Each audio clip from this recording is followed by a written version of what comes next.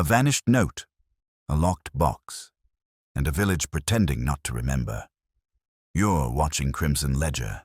I'm your host, Henry Aldridge. Where in the world are you following from? Drop a comment. I truly enjoy reading them all. Let's get to it. The summer sun hung low over St. Chad's Mead, bathing the glass panels of the conservatory at Avondale Lodge in warm, shimmering gold. The air smelled of verbena and lemon sponge, and the clink of porcelain teacups mingled with the muted laughter of ladies in wide-brimmed hats. Mrs. Pendlebury's garden party was an annual affair, spoken of in the chipping St. Mary Gazette with breathless anticipation and judged mercilessly in hushed tones for weeks afterward. This year it promised to be particularly memorable, not for the cucumber sandwiches or the blooming delphiniums, but for the curious thing that was about to be found. Miss Marple, comfortably nestled in a wicker chair near the peony beds, watched everything. She observed the way Major Burnt Whistle winced at his lemonade. He preferred a snifter of something stronger. The way Violet Hargraves adjusted her hem every time young Dr. Elcott approached, and how Lady Eustacia Fielding's expression pinched ever so slightly whenever the topic of her late husband was mentioned. To most eyes, it was simply another pleasant village afternoon. But Miss Marple knew the signs of concealed tension when she saw them. Conversation halted abruptly when a shrill scream cut across the croquet lawn. It came from young Mabel Cresswell, who had been tasked with fetching a fresh pack of playing cards from the lodge's morning room. Her parasol tumbled to the ground as she fled back into the garden, trembling and ashen-faced. I didn't look. I only opened it. Oh, dear. I think someone— Oh. She stammered before collapsing into Mrs. Pendlebury's arms. There was a confused rush of movement, guests pushing to see what had caused the commotion. Miss Marple did not rush. She rose carefully, smoothing the skirt of her sky-blue muslin dress, and followed at a deliberate pace. The morning room was airy, filled with the scent of polish and summer roses. On the mahogany side table sat a small lacquered box. Chinese, judging by the delicate cranes and cherry blossoms painted in gold across the lid. It had been left open. Inside, nestled among yellowed playing cards, was the unmistakable sight of a man's gold watch chain and a neat square of linen, stained dark. "Dear me," murmured Miss Marple, her voice scarcely louder than a breeze. "That should not be in there." It wasn't the blood alone that shocked the gathering. It was what was attached to the chain, a signet ring bearing the crest of the late Captain Julian Fielding. The ring had been buried with him 5 years earlier, or so everyone believed. By twilight the garden had emptied of its more delicate guests, and the constables from Much Benham had taken over the morning room. Mrs. Pendlebury had retired with a hot water bottle and her daughter's nervous ministrations. Mabel Cresswell had been dosed with sherry and sent home in a cab. Yet the lacquered card box remained where it was, its contents carefully catalogued by Inspector Craddock, who was no stranger to Miss Marple and no less wary of underestimating her insight. "I expect this will stir up old stories," he said, leaning against the mantel with a frown. "Captain Fielding died abroad, didn't he?" "In Tangiers," Miss Marple replied gently. "A fever, they said, a great loss to his widow. And now this turns up. Either someone's gone to an awful lot of trouble to plant that ring, or he never died at all." Miss Marple's knitting needles clicked in her lap. "There are all kinds of deaths, Inspector. Some occur in the body, and some in reputation, and sometimes people prefer one to the other." Craddock gave a grim nod. "I'll need to speak to Lady Fielding." "She will be difficult," Miss Marple said quietly. "Not because she's hiding something, but because she has practiced not revealing anything for a very long time." As dusk softened the outlines of the village and long shadows crept across the hedgerows, word of the discovery spread quickly. At the village post office, Mr. Trumbull leaned across the counter to whisper theories to Mrs. Egerton. In the vicarage, Reverend Pargeter scoured old parish records for any hint of impropriety involving the Fieldings. And at the Rose and Crown, theories blossomed like midsummer roses. Theft, fraud, mistaken identity, perhaps even espionage. But Miss Marple, seated beside her window with a modest supper tray and a view of the quiet garden below, reflected differently. A man long thought buried had returned, not in flesh but in symbol, and symbols, she knew, could kill just as surely as a knife or a pistol. She set down her knitting, her eyes narrowing slightly. "Someone," she murmured, "has been playing cards for much longer than anyone suspects." She reached for a notebook, not to jot down names or times, but to record a single phrase that had just now come back to her, spoken years ago by a village woman of little consequence, yet full of unintended truth. They say you can lock up a secret in a box, but the box always finds a way to open itself. And the lacquered box, it seemed, had chosen today. The following morning, chipping St. Mary awoke to a thick mist that clung to the hedgerows and turned every lane into a quiet whisper of grey. The Sunday edition of the Much Benham Courier carried no mention of the unsettling events at Avondale Lodge.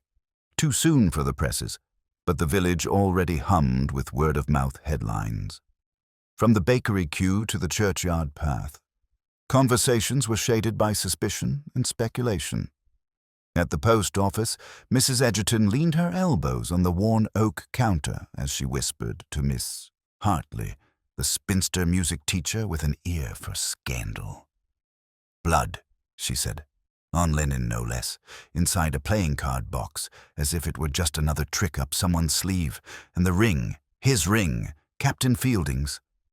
Well, if that doesn't twist one's insides. Miss Hartley adjusted her gloves. Her pale eyes narrowed behind round spectacles. "Perhaps he's alive," she murmured. "Perhaps he faked it all. Foreign places are lawless, you know. One could vanish in a place like Tangiers with nothing more than a forged paper and a bit of nerve." Mrs. Egerton scoffed. "And leave behind that wife of his? Not likely. She's a cold one, yes. But even cold women have their pride. And wealth, don't forget that. The Fielding estate didn't come cheap." Across the road, Mrs. Finch rearranged the chrysanthemums in her shop window while murmuring to her apprentice, young Ivy Cresswell, Mabel's older cousin. "Mark my words, it's not the ring that matters. It's how it got there. That cardboard box has been sitting on the morning-room shelf for years. Lady Fielding gave it to Mrs. Pendlebury herself, back when they both served on the garden show committee. Said it was for keeping things you didn't want seen too closely. What kind of thing does a lady not want seen?" Ivy, whose hands still shook slightly from her cousin's trembling retelling the night before, whispered, "Do you think it was meant for someone else to find?" "Not Mabel." Mrs. Finch's reply was grave. "That's the trouble with secrets, dear. They never stay where you put them." Meanwhile, at the vicarage, Reverend Pargeter found himself reluctantly pulled into the swirling storm of village intrigue. Not by choice, but because his wife, Lettice, had decided that spiritual comfort began with comprehensive awareness of one's flock. "I don't want you interfering," he said wearily as he tied his scarf for the morning communion visit to old Mr. Bayliss. "I don't intend to interfere," Lettice replied breezily, brushing crumbs from her sleeve. "I intend to listen. Discreetly. Over tea. You'd be amazed how much comfort a clergyman's wife can offer when she knows what really troubles people." Back at Danebury Cottage, Miss Marple sat in her parlor, a fresh pot of tea warming the doily-covered table. Her expression was serene, her fingers once more occupied with a pattern of small, even stitches. Yet her eyes were not on the wool. They were on the pattern of people. Because that was the curious thing about such crimes she had long ago observed. The immediate aftermath never revealed the truth. It revealed the response.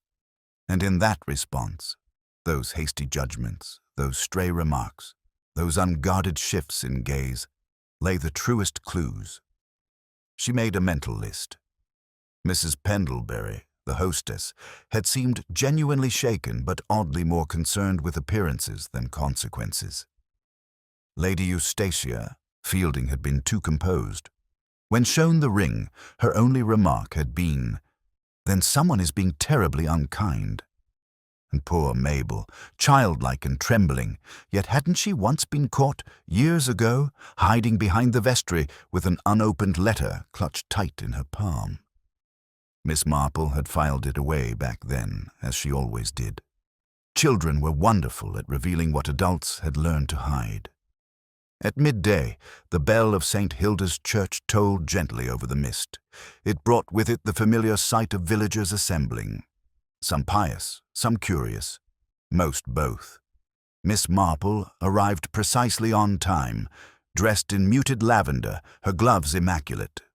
The pews filled quickly, though the prayers that morning felt thinner, like paper spread over something sharp beneath. Lady Fielding arrived late. Her face was unreadable beneath a wide, dove-grey hat. When she walked past the pew where Miss Marple sat, several parishioners turned to glance. She offered no acknowledgement. Miss Marple noticed, however, that her gloved hands trembled ever so slightly when she accepted the hymnal from the usher. After the service, as the crowd filtered out onto the gravel path, conversations bloomed in quiet clusters. Mrs. Pendlebury, ever the hostess, stood with Reverend Pargeter as if anchoring herself to his presence. "I do hope the investigation concludes quickly," she said with forced brightness. "We've never had such dreadful excitement. The roses are positively wilted with nerves." Miss Marple, walking past at that very moment, offered a polite nod. "One must be careful what is left in one's parlor, Mrs. Pendlebury, both in decor and company." The other woman blanched, then blinked as if uncertain whether she had been accused or complimented. Later that afternoon, Inspector Craddock returned to the village. He called first on Miss Marple, his respect for her quiet insight greater than he would ever admit aloud. "I've spoken to Lady Fielding," he said. "She claims the cardboard box was gifted years ago and has no idea how the ring could have ended up inside. No explanation for the bloodstain either." Miss Marple poured him tea and added just a splash of milk. "Did she seem burdened?" Craddock nodded. "Yes, though not quite the way I expected. Not fearful. More like cornered, or cornering someone else. Can't tell which. She's a woman who has learned to stand still while everyone else moves around her," Miss Marple said softly. "A bit like chess. Still, pieces often command the board." Craddock took a sip, then leaned forward. "We're trying to trace the ring, but it's tricky. No records of it being removed from the Fielding vault. The captain's personal effects were supposedly destroyed abroad. It could be that someone stole it years ago. Could be he never died at all." Miss Marple's reply was barely above a whisper. Or perhaps someone wanted to prove he was truly dead now. By evening, the mist had begun to lift, though the air remained heavy with questions. Villagers settled into their routines with one eye toward the news and the other toward their neighbors. And in Danebury Cottage, Miss Marple reread a letter from her cousin in Exeter. It had nothing to do with murder or rings or card boxes. It was about a bridge tournament and an incident involving a missing cake. But Miss Marple read it carefully, noting a phrase that struck her as oddly familiar. She always hides things in plain sight, as if daring someone to notice. She placed the letter down and turned to her notebook once again. One phrase, one voice, echoed louder than all the village gossip. "The box always finds a way to open itself." And Miss Marple now intended to find out precisely who had sealed it shut in the first place. Inspector Craddock returned to Avondale Lodge on Monday morning, stepping briskly out of his Morris and nodding at the constable posted at the gate. The garden, still fragrant from the weekend's trampling parade of guests, appeared outwardly calm. But Craddock knew too well that the scent of roses often masked deeper rot. He passed beneath the trellised archway, his mind turning over the facts like a hand of poorly dealt cards. Inside the morning room, the lacquered card box remained untouched, sealed now within a glass evidence case.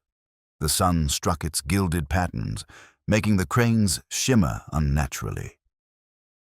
Craddock stared at it for a long moment, then turned his attention to Mrs. Pendlebury, seated primly in a high-backed chair near the hearth. Her hands were folded, her expression both dignified and defensive. "You're certain it hadn't been moved?" he asked, flipping open his notebook. "Inspector, I have not opened that box since the day Eustacia gave it to me. Oh, it may have been dusted now and again, but otherwise it's been exactly where it was for years." Craddock raised an eyebrow. "And who else might have had access to this room?" She sniffed. "The housemaid, of course, Marjorie, and guests occasionally. We do play bridge here. The room has always been considered, well, neutral ground." "And Lady Fielding gave you the box when?" Mrs. Pendlebury hesitated. 4 years ago, I believe, just after she moved back to St. Chad's Mead permanently. She was divesting herself of certain reminders. Craddock caught the nuance. "You mean reminders of Captain Fielding?" Her lips tightened. "Yes, Julian's things. A great many of them disappeared after his death. She had a bonfire in the orchard, you know. Letters, clothing, trinkets. I was surprised she didn't burn the cardboard box, too." "Do you remember her saying anything about it at the time?" Mrs. Pendlebury frowned thoughtfully. "Only that she couldn't bear the sight of it, but couldn't quite bring herself to destroy it either. She said it had held too many unfinished games." "I thought she meant bridge." Craddock closed his notebook. "Thank you, Mrs. Pendlebury. That will be all for now." That same morning, Miss Marple paid a quiet visit to the village shop. Though ostensibly in search of embroidery thread, her real purpose lay in the pattern of conversation she hoped to stitch together. Behind the counter, Mrs. Finch greeted her with the strained cheeriness of someone balancing pleasantries atop a stack of unresolved fears. "Miss Marple, what a week we're having. I don't believe I've ever sold so many newspapers in such a short time, and I don't even carry the courier regularly." "Good morning, Mrs. Finch," Miss Marple replied, selecting a skein of pale green thread. "I imagine you've had all manner of opinions passed across this counter in the last 2 days. Oh, you wouldn't believe it. Everything from ghost stories to foreign spies. Ivy says she heard someone claim Captain Fielding had been spotted alive in Wales only last year." Miss Marple's eyebrows rose, ever so slightly. "Really? And what does Ivy make of the whole affair?" The shopkeeper gave a tired shrug. "She's still shaken. Poor Mabel's her cousin, you know. She says Mabel keeps waking up crying in the night, muttering something about the locked drawer and what she wasn't supposed to see. Honestly, I wish I'd never let her go to that party." Miss Marple nodded sympathetically. "Children do have a way of noticing what we intend to hide, and sometimes of misunderstanding it completely." She placed the thread on the counter, then added, "Do give my best to Ivy. And perhaps tell her that some locked drawers are better opened sooner than later, lest they open themselves." By noon, Miss Marple had taken it upon herself to walk past Rosefield House, the Fielding estate. It stood at the edge of the village, a handsome Georgian structure set back from the road, its windows like watchful eyes behind ivy-veined walls. She had no intention of calling, at least not yet, but she was interested in the rhythms of the place. As she passed, she noted the gardener, a stocky man with sleeves rolled up and a face like damp stone, trimming the hedges. She paused by the gate and smiled warmly. "Lovely day for the garden," she said. He grunted. "Better weather than Friday, that's for certain. I imagine things have been unsettled since then." Another grunt. "Wouldn't know. I keep to the soil." Miss Marple peered over the gate. "You must have worked here for some time." 13 years, he said flatly. "Then you must remember Captain Fielding well." A pause. "Didn't like him," the man muttered. "But he paid fair. Wasn't one to waste time pretending to be friendly." "Do you suppose he had enemies?" The gardener stood upright, wiped his brow and met her gaze. "Only the kind a man makes by being cruel. Not the shouting sort. Quiet cruelty. The sort that makes folks wish you'd vanish. And then one day, you do." Miss Marple nodded gently. "And sometimes," she said almost to herself, "what vanishes returns in a different shape." That evening, Inspector Craddock paid another visit, this time to Lady Fielding.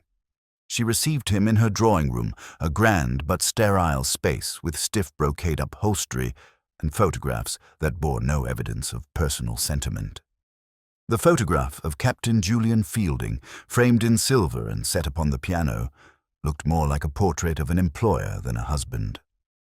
"I'll make this brief," Craddock said after declining tea. "I need to ask about the ring." "I've already said I cannot explain it," she replied calmly. "You gave away the cardboard box. Was that the only item of your husband's you passed along?" "Yes. I burned most of his things. It was a time of considerable pain." "Why keep the ring?" Her voice faltered. "I didn't. It was buried with him. I placed it in the casket myself. Then someone removed it. Or he never wore it in the first place." Craddock frowned. "Are you suggesting the funeral was staged?" She looked up then, her eyes clear and cold. "I'm suggesting, Inspector, that the dead don't always stay where we put them. And if you're asking me whether I'm responsible for planting the ring, then I suggest you ask someone else who benefits from disturbing my peace." Craddock made a careful note of the phrasing. "Thank you, Lady Fielding.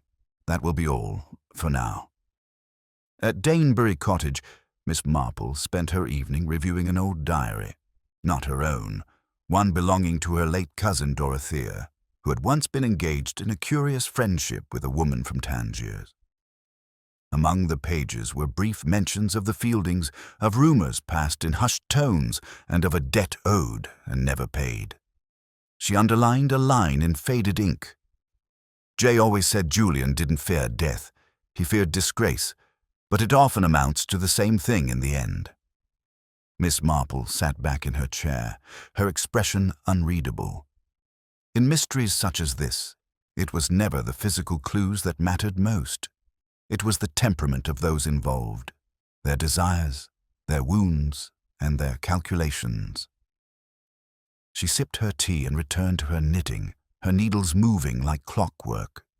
The pattern, once again, was beginning to emerge, and she could not shake the feeling that someone, somewhere, had just made a very small but very fatal error. By Tuesday morning, the first official suspect had quietly and almost predictably emerged, though not in the dramatic fashion some villagers might have preferred. There were no handcuffs, no shouting across the green, no weeping confessions. Instead, it was the soft tap of Inspector Craddock's boots on the flagstone path of Briarwood Cottage, and the polite rapping of knuckles against a bright green door that had the whole of St. Chad's Mead talking by tea. The door opened to reveal Dr. Elcott, neatly dressed, hair already receding at the temples, spectacles perched low on his nose. He looked more surprised than worried to find the inspector on his doorstep. "Ah, yes, Inspector. Is this about the card box business?" Craddock nodded. "May I come in, Doctor?" Inside, the cottage was modest but immaculate. A vase of fresh lilies stood on the piano, and the bookshelves bore both medical journals and well-thumbed copies of Kipling and Trollope. The doctor gestured toward a chair, but Craddock remained standing. "I understand you were close to the Fieldings," he began. "I attended to Lady Fielding, yes, and I did meet the captain before his final departure for Tangiers." "Was there any conflict between you and the late captain?" Elcott gave a tight smile. "None that would warrant murder, I assure you. Julian Fielding was not an easy man, but I wasn't his rival. Nor his friend." "But you were fond of his wife?" A pause. Then, measuredly, "She was, still is, a strong woman. She went through a difficult time." Craddock studied him. "And now someone has unearthed her husband's ring and placed it in a very public setting. You must see how this puts a certain lens on your relationship." Dr. Elcott exhaled slowly. "I had nothing to gain from reviving Julian Fielding's memory. I've spent years trying to help her move past it." "And yet," Craddock said gently, "your name appears more than once in letters exchanged between Lady Fielding and her solicitor." The doctor's expression flickered. "You've been reading her correspondence?" Craddock gave a small shrug. "What do you think the police do in murders, Doctor? We aren't priests or poets." Across the village, the gossip spiraled quickly. At the Rose and Crown, a group of ladies whispered behind their lace-trimmed menus, each one certain that Dr. Elcott had loved Lady Fielding in silence for years, and had perhaps seen her husband's return, symbolic or otherwise, as a threat to something long desired. But Miss Marple, seated alone at her window seat in the tea-room, wasn't convinced. Love was often a motive, yes. But it was rarely that simple. Obsession, humiliation, and resentment, those were far more likely bedfellows to murder. And Dr. Elcott, for all his social hesitations and awkward affections, struck her as a man who carried regret like a stone in his pocket, not a dagger behind his back. Still, she filed him neatly into the mental shelf labeled capable of omission, but not violence. Later that day, Miss Marple paid a call to Ivy Cresswell, who was folding laundry in the garden behind the Finch shop. Ivy looked startled to see her, but curtsied politely. "I hope I'm not disturbing you," Miss Marple said gently. "But I've always found that folding. Clothes opens the mind as well as the linen cupboard. You don't mind a chat while you work?" Ivy flushed. "No, not at all, Miss Marple. Please." They worked side by side for a few minutes, Miss Marple helping to sort the tea towels and pillow slips. "I wonder," she said lightly, "whether Mabel has been able to sleep any better since the party." Ivy's hands paused. "Not really. No. She keeps asking if she imagined it. She says the box was heavy, much heavier than it should have been." "Interesting," said Miss Marple softly. "Was she told to fetch the cards?"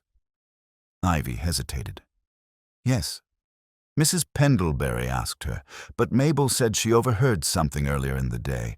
Someone told Mrs. Pendlebury to make sure the box came out during the bridge. She doesn't remember who. It was just a voice in the conservatory." Miss Marple's brow furrowed. "And she didn't mention this to the police?" She was afraid. She said it didn't sound like a plan. It just sounded urgent. "Urgent things are rarely whispered," Miss Marple murmured. "They tend to be muttered under breath, like secrets too fragile to stand daylight." That evening, Inspector Craddock visited Miss Marple's cottage. "I need your help, Jane," he said without preamble. "There's too much smoke and no clear fire. We've got Dr. Elcott with motive and opportunity. We've got Mabel hearing strange conversations, and now I've learned that Lady Fielding's maid, Elsie Brooke, left her service suddenly last month, without a word." Miss Marple's eyes lit up. "Oh? And has anyone traced her?" "She's in Bournemouth. I've sent a man to speak to her. But why leave so suddenly? Lady Fielding says she left to care for a sick aunt, but she never told anyone where." Miss Marple folded her hands neatly in her lap. "It's always interesting, isn't it, when the quiet ones leave? Maids, gardeners, even second cousins. They observe more than they speak. And they speak very little when paid not to," Craddock added. "Precisely," Miss Marple replied. "But sometimes the thing they're paid not to say is what they didn't fully understand in the first place." As the village prepared for bed, curtains drawn and kettles whistling, another subtle ripple ran through St. Chad's Mead. This time, it came from the vicarage. Reverend Pargeter had found, tucked inside the back of the hymn book cupboard, a single envelope addressed in neat but trembling handwriting. It was unsigned. It contained only a clipping from the Tangier Daily Bulletin, dated 7 years prior. The headline read, "Unidentified Englishman found dead in Narrow Lane. No papers, no luggage." Below the article was a scrawled sentence. "He had no ring, no name. But I knew." Reverend Pargeter sat in silence for several minutes, rereading the note. Then quietly, he placed it in an envelope and addressed it to Inspector Craddock.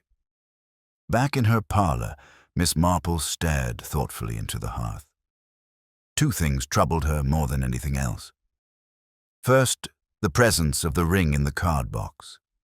Why hide something, only to reveal it so dramatically? And second, the fact that every suspect so far had something to lose, but someone, somewhere, had something to prove. She reached once more for her notebook and wrote a single line. When the past knocks twice, the second sound is never accidental. And with that, she blew out her candle and let the village rest. For now. Wednesday began with a soft drizzle that painted the cobblestones of Chipping Saint, Mary in shades of pewter. The rain made the air smell of moss and chimney soot and gave the village an atmosphere not unlike a cathedral during matins, quiet, watchful, and filled with the weight of unspoken truths. At Danebury Cottage, Miss Marple stood by the window, watching droplets gather along the edge of the bird feeder like beads of sorrow. Her thoughts had returned, as they inevitably did, to the lacquered card box. Not to the ring or the linen. Those were spectacles meant to stir emotion, but to the box itself. A detail had nagged at her since the party, something unspoken in its presence, as if it held not one secret, but two. Her musing was interrupted by a polite knock. When she opened the door, Inspector Craddock stood there, umbrella folded under one arm and a newspaper tucked beneath the other. "I thought you'd want to see this," he said, handing her the envelope Reverend Pargeter had forwarded. "It's the clipping." Miss Marple accepted it with calm hands. She read it twice, first for content, then for tone. The wording was vague. An Englishman was found dead, his identity unknown. But what drew her eye was not the article. It was the handwriting of the added note. He had no ring, no name. But I knew. "It's a woman's hand," she said softly, but older, shaky. "We checked with the vicar. He believes it was slipped in 2 nights ago. During choir practice, anyone could have had access." Miss Marple looked up from the paper. "You don't believe this is simply a cry for attention, do you?" "I don't know what to believe," Craddock admitted. "But I do know the Fielding case is far from closed. That clipping puts a body in Tangiers without identification. What if the real Captain Fielding was killed and someone else returned in his place?" Miss Marple shook her head. "That would require a vast deception. And for what purpose?" "No, Inspector. We must assume the opposite, that Julian Fielding did indeed die. But his death, its truth, was inconvenient to someone." Craddock furrowed his brow. "So they buried the ring with him to complete the illusion?" "Or," she said, folding the clipping carefully, "they didn't. Perhaps the ring never left England." That same afternoon, Miss Marple requested a quiet visit to Avondale Lodge. Mrs. Pendlebury, though still visibly flustered from the recent scandal, greeted her with tea and a semblance of good cheer. "I've had very little appetite since the business began," she confessed, pouring from a floral teapot. "Everything tastes as if it's laced with vinegar."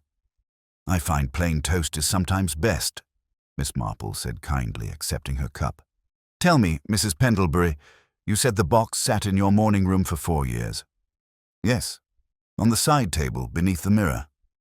"And in all that time you never opened it?" "Never. It was decorative, really. I dusted around it." "May I see the table again?" They walked into the morning room, now less a space for leisure and more a crime scene in polite disguise. The box had been removed, but the table remained, its polish dulled slightly where the box once stood. Miss Marple bent to examine the surface. "Ah," she said, as if speaking to herself. "Yes." "I thought so." "What is it?" "This table has 2 drawers, does it not?" Mrs. Pendlebury blinked. "Yes, but only one opens." Miss Marple tested the right-hand drawer. It slid open smoothly to reveal a few unused napkins and some old bridge score sheets. Then she turned to the left. It gave no budge. "Locked?" "No," said Mrs. Pendlebury. "Just stuck. It's been that way since I moved it here." Miss Marple retrieved a thin crochet hook from her handbag. She inserted it gently along the edge and gave a firm but careful nudge. With a click, the drawer shifted open. Inside lay a faded envelope, a silver fountain pen with a broken nib, and a torn corner of a playing card. The Queen of Spades. Miss Marple picked it up delicately. "May I?" Mrs. Pendlebury nodded, clearly puzzled. Miss Marple examined the card fragment. It was brittle, stained with what looked like age-old tea. But on its edge was a smear, faint, almost imperceptible, of reddish-brown ink. Not blood. Ink. She replaced it gently and turned her attention to the envelope. The name across it read, "To be opened only in the event of my death." J.F. Mrs. Pendlebury gasped. "How did that get there? I've never seen that envelope before." Miss Marple's eyes darkened with calm curiosity. "I wonder, what if this was the original message? Something Julian Fielding intended to leave behind, and someone, realizing its danger, hid it." Craddock, who had quietly entered the room upon the constable's signal, now stood with his notebook in hand. "We'll need to examine the contents," he said. "This could change everything." That evening, with the permission of the local magistrate, Craddock opened the envelope. It contained a single page. Handwritten in a confident, slanted script was a statement. "If you are reading this, I am dead, and I fear it was not by accident. I have been threatened and blackmailed. I suspect someone in my circle, a woman I once wronged. I kept evidence in the lacquered box. If it is missing, then she has succeeded." The note was unsigned, but the initials at the bottom, J.F., left no doubt. Miss Marple sat back in her chair, her face unreadable. So the box once contained more than playing cards, perhaps even the ring. But someone removed the contents and waited, years even, to reveal what remained. Enough to stir the village, enough to unsettle a woman like Lady Fielding. Craddock's voice was low. Then this was no simple murder. It was a game, and the box was just the first move. As midnight tolled softly over St. Chad's Mead, Miss Marple recorded a single line in her notebook. "It is not always the queen who holds the power. Sometimes it is the hand that knows when to play her." She looked out at the darkened hedgerows, her eyes sharp as candlelight. The game was afoot, and someone, somewhere, had misplayed their card. The village of St. Chad's Mead did not take kindly to scandal, particularly when it unfolded with such slow, deliberate force. It was not the sort of place where gossip was loud. Rather, it was efficient, passed in the weight of a glance, the pause before a second cup of tea, or the way one lingered too long outside the greengrocer's window. And now, with Julian Fielding's letter brought into the open, a quiet but perceptible change had settled over the village. Fear had replaced curiosity. Miss Marple sensed it most during her Wednesday afternoon stroll. People who usually waved from their gardens now merely nodded. A child pulling a cart full of dahlias turned sharply away when he saw her. And the postmistress, Mrs. Edgerton, rarely one to withhold information, spoke little more than a wary greeting before retreating to the back room of the shop. It was not guilt that silenced them. It was something older and far more enduring. Loyalty, or perhaps shame. At Rosefield House, Lady Eustacia Fielding sat in her conservatory, unmoved by the weight of public suspicion. Her lace gloves were immaculate, her posture flawless, and the tea poured by her temporary maid, an import from Much Benham, was as delicate as any Englishwoman could require. Inspector Craddock, who had requested a formal interview following the discovery of the envelope, sat stiffly across from her, notebook poised but unopened. "Your late husband suspected he might be murdered," he said without preamble. "So it seems," she replied coolly. "And he believed the motive was revenge, that he had wronged someone." She stirred her tea but did not drink it. Julian wronged many people, Inspector. He was a man of appetites and very little remorse. It would be impossible to name just one person. Did you know about the letter? Number I thought he took all his secrets with him. Craddock studied her expression, but not the ring. She finally looked him in the eye. I told you, I buried it with him. I placed it on his finger myself. If it was removed later, then someone interfered. You said he died abroad, but the Tangiers police had no formal identification. Her lips thinned. We received a telegram from the British consulate. They sent what they believed were his effects. A watch, a wallet, a packet of letters. I saw no reason to question it. No post-mortem was conducted. None. He was found in an alleyway, unconscious. Died before help arrived. It was deemed heat stroke, or so they said. Craddock paused. And if I told you that a body was found without a ring, without any form of identification, I would say that I should like a brandy, Inspector, because you would be suggesting that my husband never died, or that someone else did in his place. Meanwhile, Miss Marple paid a quiet visit to Ivy Cresswell once again, this time under the pretext of delivering some sewing patterns for Mabel, who had taken to her bed in fits of sudden headaches and persistent dreams. Ivy met her at the back door, nervous and pale. I'm not sure if I should let you in, she said. That's quite all right, Miss Marple replied. I only have a simple question. She pulled from her handbag the torn piece of playing card they had found in the drawer beneath the lacquered box. Have you seen this before? Ivy looked at it and froze. Mabel used to play with that drawer when she was younger, she said. When Mrs. Pendlebury would host bridge games. She said it had a secret flap. She liked to hide sweets inside. Did she ever mention finding anything else? Ivy swallowed hard. Once, years ago, she said there was a folded piece of paper stuck beneath the drawer's lining. She couldn't read it. It had big words, but she remembered the initials. JF, Miss Marple gave her a long look. And what happened to that paper? She put it back. She was afraid she'd get into trouble. At the same hour, a different sort of confrontation took place behind the veil of the vicarage garden. Reverend Pargeter, called upon by Lady Fielding herself, met her among the stone path borders and slumping foxgloves. I need spiritual guidance, she said, her voice low and not entirely sincere. I fear I'm not qualified to guide you through legal matters, Lady Fielding.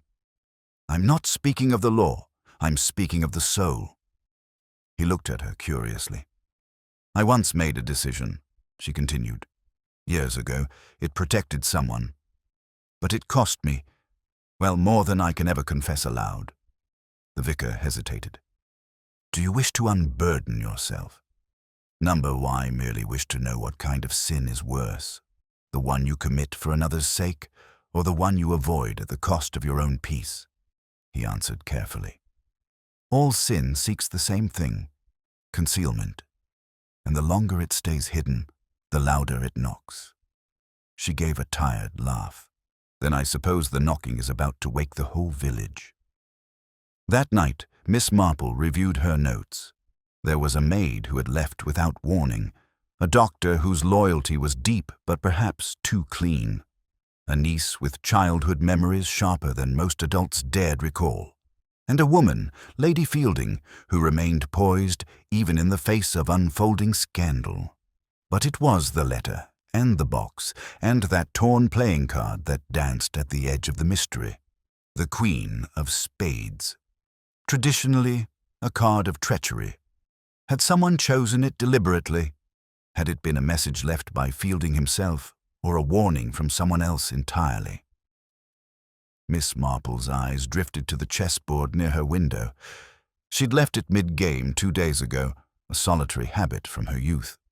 The queen sat center square, surrounded by pawns. A vulnerable position if the board weren't so sparsely defended. That was it. It wasn't about the queen at all. It was about who had cleared the board. She took up her pen and wrote in her notebook, Those who hide secrets are rarely alone. But those who bury the secrets of others, those are the ones who forget how shallow the earth truly is. And tomorrow, she knew, something, or someone, would rise to the surface. Thursday arrived with a curious stillness. The village of St. Chad's Mead lay blanketed in a soft morning fog, as though the very air itself were reluctant to stir the secrets that now hung, barely spoken over garden hedges and churchyard paths. Even the birds seemed quieter, their songs hesitant in the damp air. At Danebury Cottage, Miss Marple sipped her tea slowly, her eyes not on the breakfast tray, but on the unopened letter lying beside it. The handwriting was unknown, the envelope unmarked except for her name, printed in a deliberate, careful hand. She opened it. Inside was a single sentence printed with blocky precision. Ask the gardener what he saw the night before the funeral. No signature, no return address. Miss Marple tapped the edge of the card against her saucer, deep in thought. It was not a threatening message. It held no menace, only direction. But direction from whom? She rose and crossed to her writing desk, noting in her book, anonymous note delivered by hand. Must have been someone who knows my routine. Then she reached for her gloves. The gardener in question, Mr. Horace Lugg, was once again trimming the hedges at Rosefield House, this time with a slightly slower rhythm and a more pronounced wariness in his eyes. When Miss Marple approached through the side gate, he looked up and gave a grunt of greeting. "Miss Marple, I'm not one for chit-chat today. Too much chatter lately." "I shan't take much of your time, Mr. Lugg," she said gently. "But I wondered, do you recall the night before Captain Fielding's funeral?" He paused mid-snip. "That's a long way back." "I imagine it would be, yes, but perhaps not, so far as one might think." He hesitated, then set down the shears. "It was raining," he said after a moment. "Not heavy, but steady. Enough to keep most folks indoors." "And you?" "I stayed late. I'd forgotten my coat. Came back for it from the tool shed near the orchard. That's when I saw Lady Fielding out in the yard." Miss Marple raised her brows. "At night? In the rain?" He nodded. She was standing near the bonfire pit, just staring at it. There wasn't a fire then, only ash, but she held something in her hand. It looked like a small parcel, wrapped in cloth. What did she do with it? She knelt down, buried it, not deep, just shallow in the ash. I didn't say anything. I thought it wasn't my business. But now, Miss Marple's voice was very soft. Now the ash might not be all that remains buried. Is that what you think? Mr. Lugg didn't answer, but his gaze lingered on the ground as if seeing through time. Later that morning, Miss Marple took tea at the vicarage, where Reverend Pargeter had received yet another letter. This one pushed through the chapel door in the dead of night. It contained a photograph. Black and white. Faded. Two men stood on a narrow, sunlit street. One was clearly Julian Fielding, in a white summer suit, hand in pocket, staring confidently at the camera. The other was less clear, blurry, almost intentionally so, but he wore a ring. Not the signet ring of the Fielding crest, but a plain band on the right hand. On the back of the photograph, someone had written, "Tangiers was only the beginning." Miss Marple examined the photo for a long moment. Whoever is sending these messages knows far more than they're saying. Reverend Pargeter, his nerves more frayed than usual, added, "Or is trying to make us believe there was more than ever existed." She nodded thoughtfully. "Possibly. But whoever it is, they understand the difference between a memory and a clue, and they're using both." By midday, Inspector Craddock was pacing the police office in much Benham with an intensity that unnerved even his sergeant. "I've received a report from our man in Bournemouth," Craddock said, sliding the page across the desk. "Elsie Brooke, the former maid to Lady Fielding, has been interviewed." "What did she say?" asked the sergeant. "She left not to care for an aunt, but because she was frightened. Said Lady Fielding had become increasingly erratic, mood swings, night wanderings. But more than that, Elsie claimed to have discovered the captain's wedding ring hidden in the drawer of Lady Fielding's dressing table. Not the signet one, the plain gold band. She was told it had been lost abroad. When she found it, Lady Fielding begged her not to tell anyone. And did she? Number. But now she's terrified. She believes the captain didn't die in Tangiers. Craddock ran a hand through his hair. So, either someone faked his death, or someone faked the evidence of his life. As the sun broke through the clouds later that afternoon, Miss Marple paid a visit to the orchard behind Rosefield House.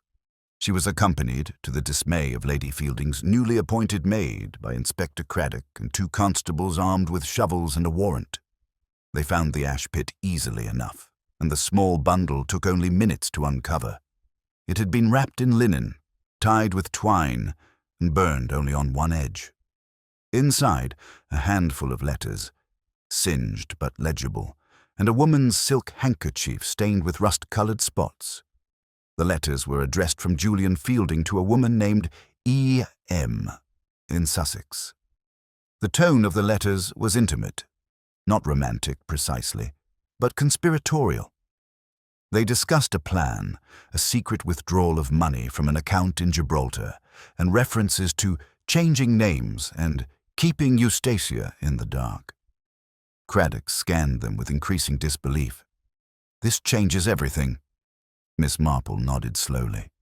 He planned to disappear, to live under a different name, and someone didn't want that plan to succeed. Craddock's voice was grim. Or someone wanted to make sure it succeeded, only permanently. That evening, the Rose and Crown was unusually quiet. Mrs. Egerton sat in the corner with a sherry, staring at the far wall. "I knew it," she said quietly. "I always said there was something rotten beneath all that elegance. You could see it in her gloves. Too perfect. Nothing's ever that neat without something ugly being hidden away." And in the cottage at the far end of the lane, Miss Marple sat beneath her lace lampshade, examining the final letter from the ash bundle. It was written in a hurried, uneven hand. "She's figured it out. I won't be able to write again, but I've done what you asked. The ring is safe now. If anything happens to me, open the box. The truth will find its way out." There was no signature, only initials. E.M. Miss Marple closed her notebook with a quiet click. "Sometimes," she whispered, "you have to set a fire just to see what refuses to burn." Tomorrow, she knew, would bring the most delicate part of all, a quiet conversation with a quiet woman, one who had played her part far too well. Friday morning unfolded with an uncanny stillness. The village of St. Chad's Mead, always slow to rouse, seemed this day to pause altogether, as though the weight of what had begun to surface in the ashes of the Fielding mystery had pressed upon every hedge, curtain, and cup of tea. Something was coming to a head. That much even the starlings could feel as they circled the steeple of St. Hilda's, without their usual squabbling. Miss Marple, having spent the night in quiet thought, set down her teacup and stood with a decisiveness that surprised even herself.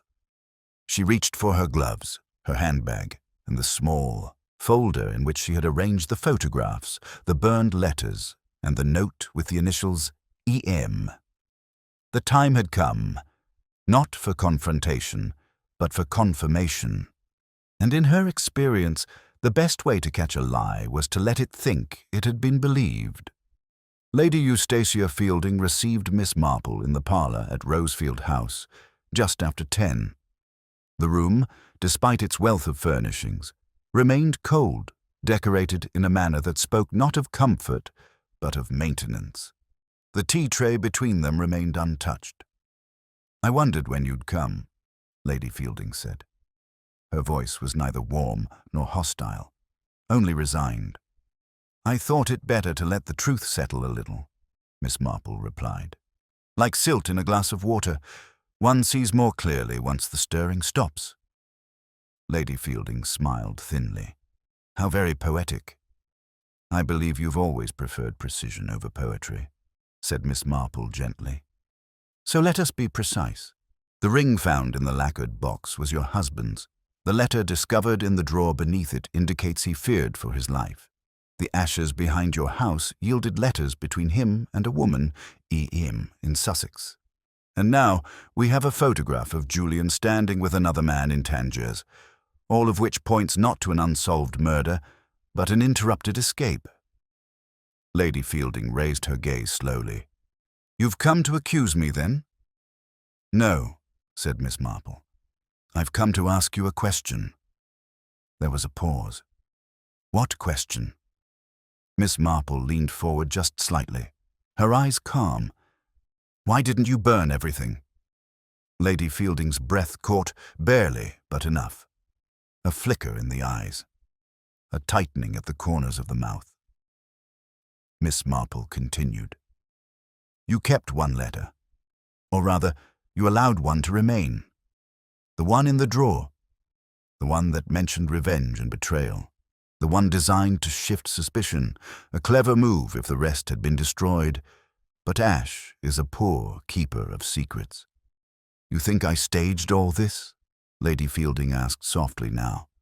I think someone tried to regain control of a narrative long buried. Julian Fielding was not a good man. That is clear from the letters and the recollections of those who served him.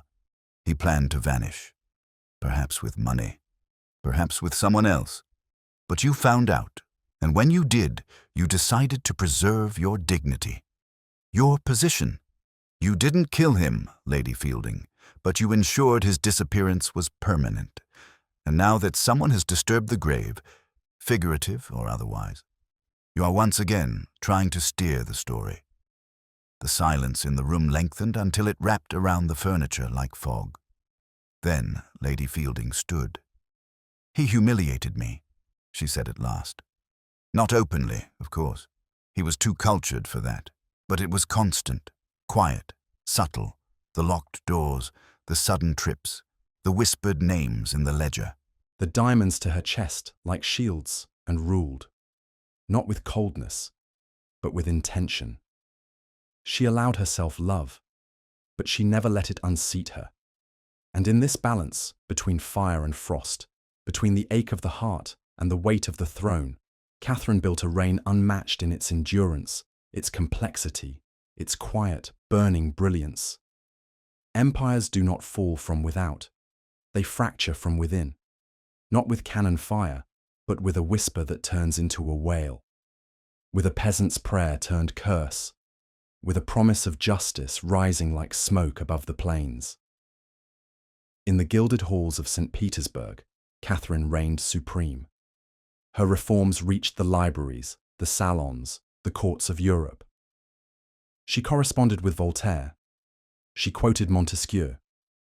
She designed a Russian Enlightenment in ink and law. But in the fields far from her throne, the peasants did not read French. They did not quote philosophy.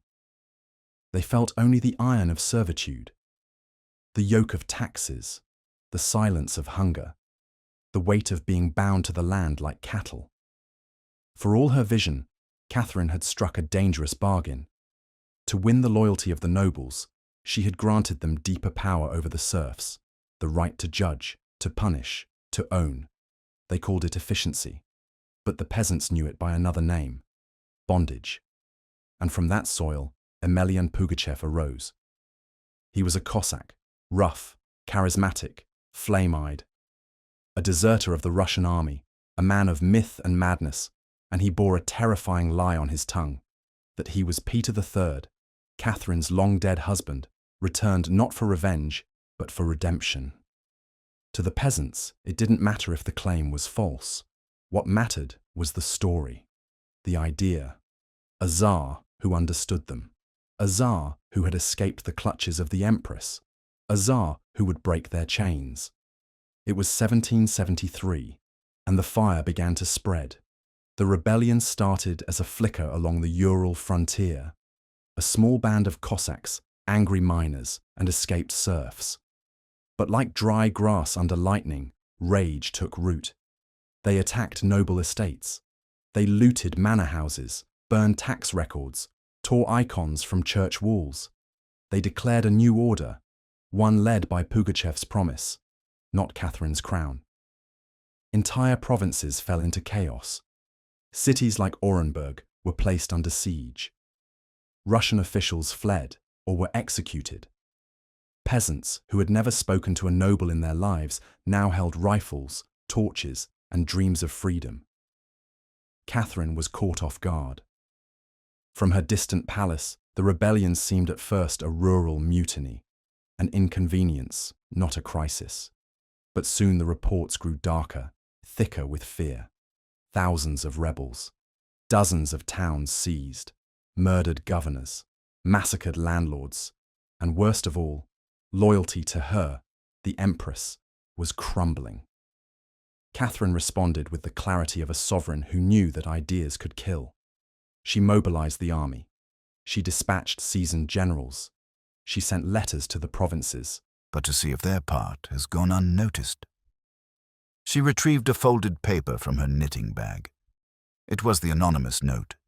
The handwriting, the blocky capitals, had sparked something in her memory. "Do you recall who was in charge of distributing the telegrams at the party?" she asked. Craddock blinked. "The butler, I suppose, or Mrs. Pendlebury's companion. Miss Drew." Miss Marple's eyes gleamed with quiet satisfaction. "Exactly." She tapped the page once. "And I think Miss Drew has held her tongue for long enough." Saturday morning began not with a shout, but with a whisper, a kind of hush that seemed to glide from garden gate to post office to bakery, subtle and barely there, like the turning of a page in a well-worn novel. The latest ripple through St. Chad's Mead wasn't about who was guilty or innocent, but about who had known, and for how long. At Danebury Cottage, Miss Marple sat quietly at her writing desk, assembling the final pieces of her deductions. Everything pointed not just to the who and the how, but to the why, that ever-elusive question that separated a mere crime from a tragedy woven deep into the fabric of village life. And as she glanced over the letter with its blocky capitals, "Ask the gardener what he saw the night before the funeral," she knew that only one person could have written it. Only one had the proximity, the caution, and most crucially, the motivation. It was time to pay a visit to Miss Clara Drew. Miss Drew had served as Mrs. Pendlebury's companion for over 6 years, a quiet presence often dismissed by those around her as simply background noise. She was pleasant but nondescript, observant but overlooked, a role that suited her perfectly. Miss Marple knew that such women were rarely ever truly invisible. They simply knew how to hide in plain sight. She found Miss Drew in the conservatory at Avondale Lodge, pruning a wilting orchid with delicate precision. She looked up at the sound of footsteps. "Miss Marple," she said evenly, "how very nice to see you." "I hope I'm not interrupting," Miss Marple replied with a kind smile. "But I had a few thoughts on that dreadful business with the card box." Miss Drew set down her shears. "Of course. Please sit." Miss Marple took the offered chair. The conservatory was warm and fragrant with jasmine and soil, the kind of place where one might let down their guard. "You've been with Mrs. Pendlebury for quite some time, haven't you?" Miss Marple began. 6.5 years, give or take. I came after a stretch in London. Too noisy. I prefer the quiet." "Ah, yes. Quiet can be very instructive," said Miss Marple. "I imagine you overheard quite a lot at that garden party." Miss Drew gave a polite chuckle. "I suppose I hear more than most. People often talk as though I'm not there. And yet you saw the ring in the lacquered box before anyone else, didn't you?"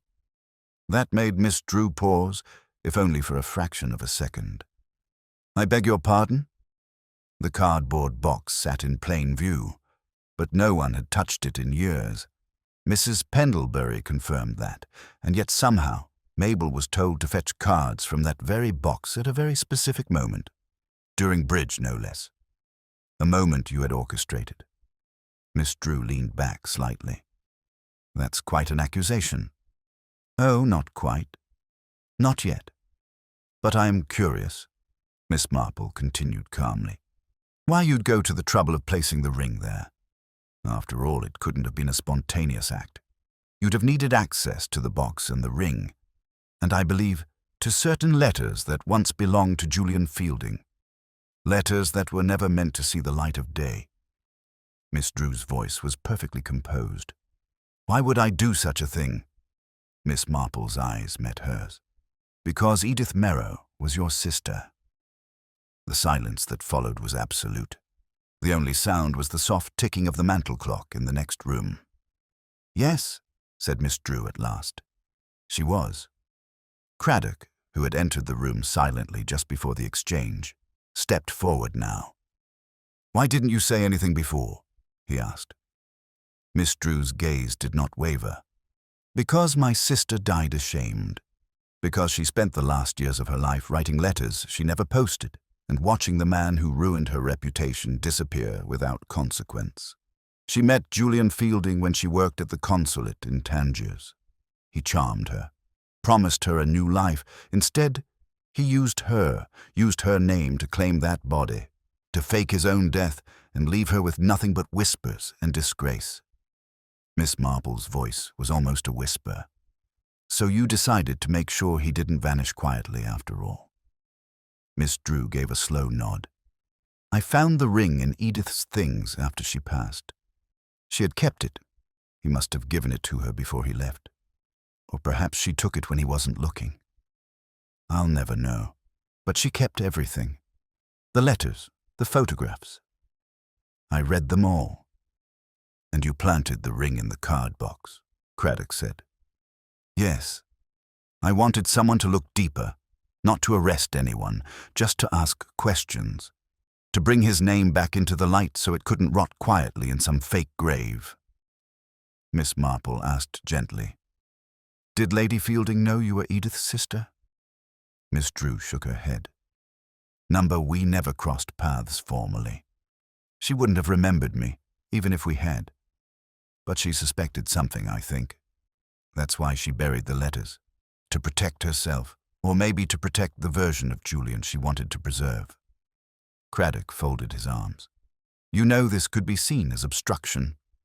I don't care, Miss Drew replied calmly. There's no justice for women like my sister, only silence. I couldn't bear for him to have the last word. That evening, Inspector Craddock filed a report to the regional chief constable. It concluded that the matter of Julian Fielding's disappearance was now considered resolved in practical terms, if not in legal ones.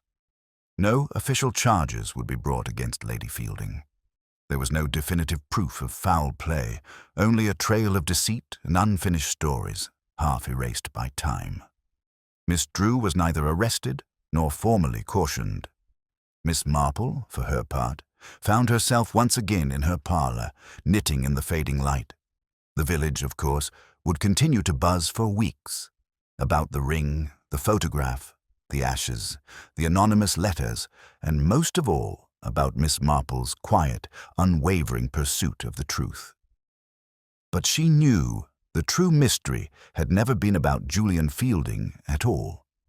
It had been about the ripple his actions left behind, about the women he charmed, betrayed, and silenced, and about the quiet strength it took to make their stories heard. She added one final line to her notebook. Some vanish with a scream, others silent. But the ones who vanish with a secret always leave a shadow. And as the wind stirred the curtains in her parlor, Miss Marple sat still, listening to the village breathe once more. Almost quiet, but never quite the same. The bells of St. Hilda's rang gently through the village on Sunday morning, their tone no different from any other week. Solemn, precise, faintly weary with age. But for those who listened closely, there was something altered in the space between the chimes. A new note, subtle and uncertain, lingered in the pauses. Not grief, not quite scandal, but something quieter and more enduring, the weight of things left unsaid. In the high pews of the church, the congregation gathered with composed faces and polite nods. Yet the conversations had changed. No longer speculative or wide-eyed, they now carried a fragile restraint. The business of Julian Fielding's disappearance, his supposed death, the ring, the box, the letters, had been folded up like a Sunday waistcoat and placed in the back of the mental wardrobe. But as with any garment long stored, its scent would never truly vanish. Miss Marple, seated near the nave beneath a shaft of morning light, observed the proceedings with calm detachment. She sang the hymns softly, bowed her head dutifully at the sermon, and accepted the vicar's handshake with a modest smile. But her thoughts drifted, not to Fielding, nor even to Lady Eustacia, who had not attended service for the second week in a row, pleading a headache and a need for spiritual quiet. No, Miss Marple thought of Miss Clara Drew, who had also chosen not to be seen in public since their final conversation. The village, of course, had its own form of justice. Miss Drew was not ostracized. St. Chad's Mead was too well bred for outright exclusion, but a subtle recalibration had taken place. She remained at Avondale Lodge, assisting Mrs. Pendlebury with the daily business of teas and tidying, but her presence was now viewed with a new blend of admiration and caution.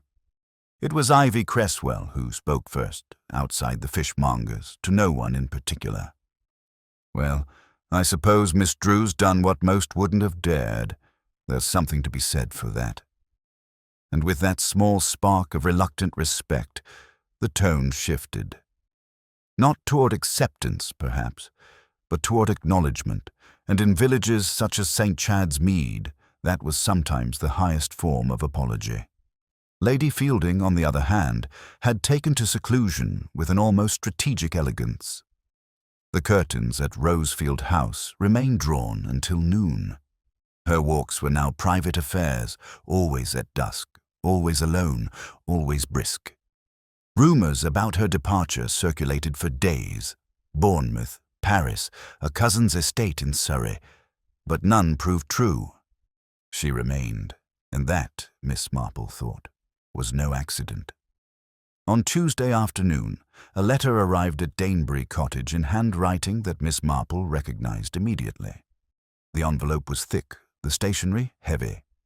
Inside was a note, carefully composed. "Miss Marple, I write not to apologize, but to thank you. In attempting to bury my shame, I nearly buried something far more important. Perspective.